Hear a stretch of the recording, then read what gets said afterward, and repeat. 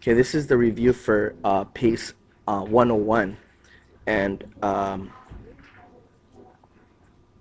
we're dividing fractions. Okay, this is really easy. It's a lot easier than factoring. All you got to do is change this to a multiplication symbol and flip the second fraction.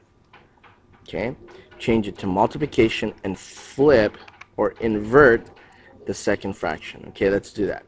16a squared b cubed over 3ac fourth times 32ab fourth over, oh wait, I'm doing it wrong. I didn't flip it.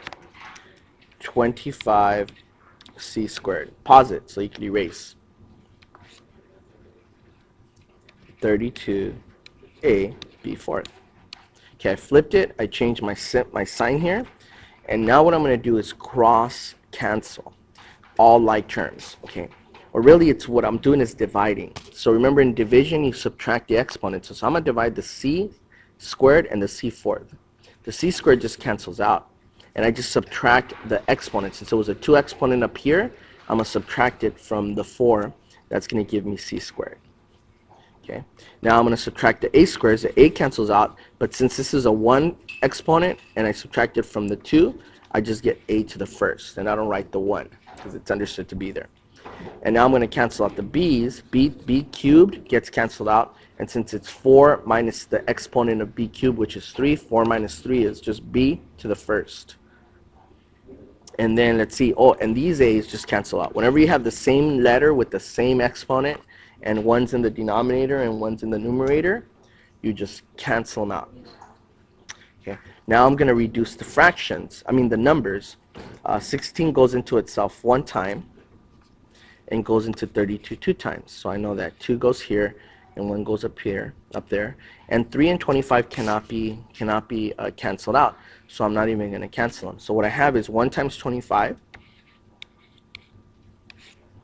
and then 3 times c squared times 2 times b. Well, 3 times 2 is 6, and b times c squared is b c squared.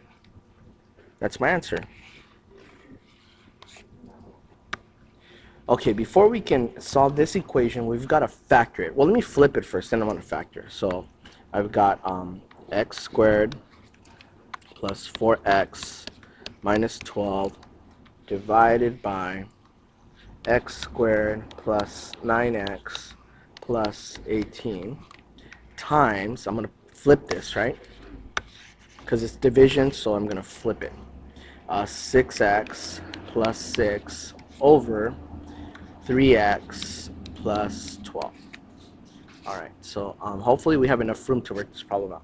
I'm going to factor the first term, the first equation here. I'm going to factor this one. I'm going to think of all the factors of x squared, and there's only 2 factors, x times x. And then I'm going to think of all the factors of 12. We got 4 and 3 and 6 and 2, right? Well, which of these 2 factors, when I subtract them or add them, give me the middle term, which is 4? Which of the 2? Yeah, 6 and 2, right? When I subtract 6 and 2, I get 4. So I know that those are going to be the factors for x squared plus 4x minus 12. The first terms are going to be the x's, right? And the second terms we said are going to be 6 and 2. Now, which one has to be positive and which has to be negative? Well, we know that we're going to have different signs because the last term is a negative. And since the middle term is positive, we need the bigger number to be positive. What's bigger, 6 or 2? Obviously, the 6 is. So we're going to make the 6 positive and the 2 negative. Okay, so we just factored our numerator. Next, let's factor our denominator. So we have, let's find the factors of x squared. Well, there's only 2, right? X and x. And now let's find all the factors of 18. Well, 3 and 6, and 2 and 9. And 1 and 18 are factors, but I'm not going to write them. So now I'm going to ask myself, well, which of these 2 numbers, when I add or subtract, give me the middle term? The 3 and the 6 or the 2 and the 9? Well, what's 9 plus 2? 11. What's 9 minus 2? 7. So that can't be it.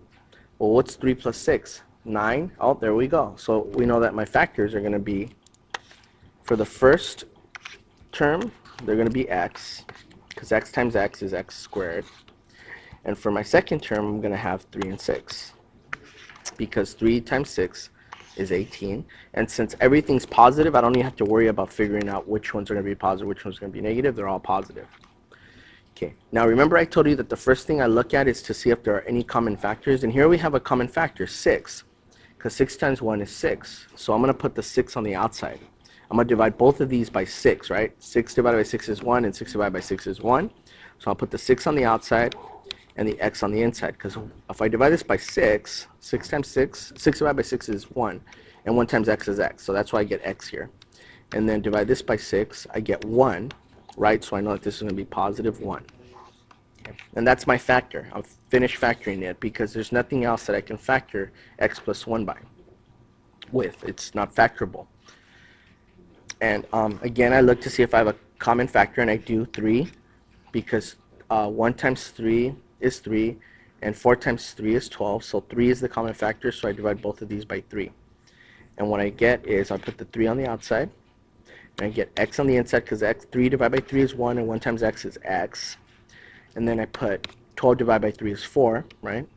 3 times 4 is 12, so 12 divided by 3 is 4.